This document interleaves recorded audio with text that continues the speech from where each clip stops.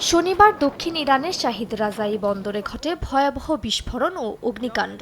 মুহূর্তেই ধোঁয়া ও ছায়ে ছেয়ে যায় গোটা এলাকা। প্রত্যক্ষদর্শীরা জানান, বিস্ফোরণের বিকট শব্দে চারপাশ কেঁপে ওঠে। বিস্ফোরণের ধাক্কায় সেখানে উপস্থিত অনেকেই এদিক ওদিক ছিটকে পড়ে যায়। বন্দরের কাছে আহতদের উদ্ধার করে স্ট্রেচারে করে নিয়ে যায় উদ্ধারকর্মীরা। ইরানের রেড ক্রিসেন্ট সদস্যরাও উদ্ধার কাজে অংশ নেন। দমকল বিমানে পানি ছিটিয়ে আগুন নেভানোর চেষ্টা করা হয়।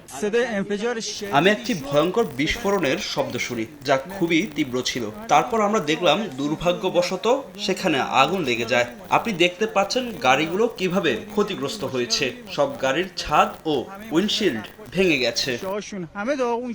ইরানের প্রাদেশিক দুর্যোগ ব্যবস্থাপনার কর্মকর্তারা জানান, এই ঘটনায় বেশ কয়েকজন নিহত হয়েছেন, আহত হয়েছেন কয়েক শতাধিক। বিস্ফোরণের কারণে কোনো সুস্পষ্ট ব্যাখ্যা দেয়নি তেহরান। তবে প্রশাসনের দাবি, এই ঘটনার সঙ্গে তেল শিল্পের কোনো যোগসূত্র নেই।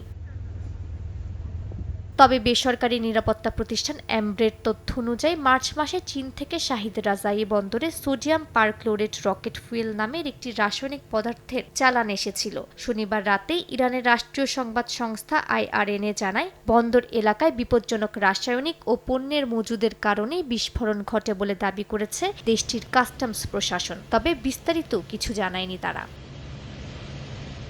মালিহা সুহরাওয়ার্দী, সময় সংবাদ।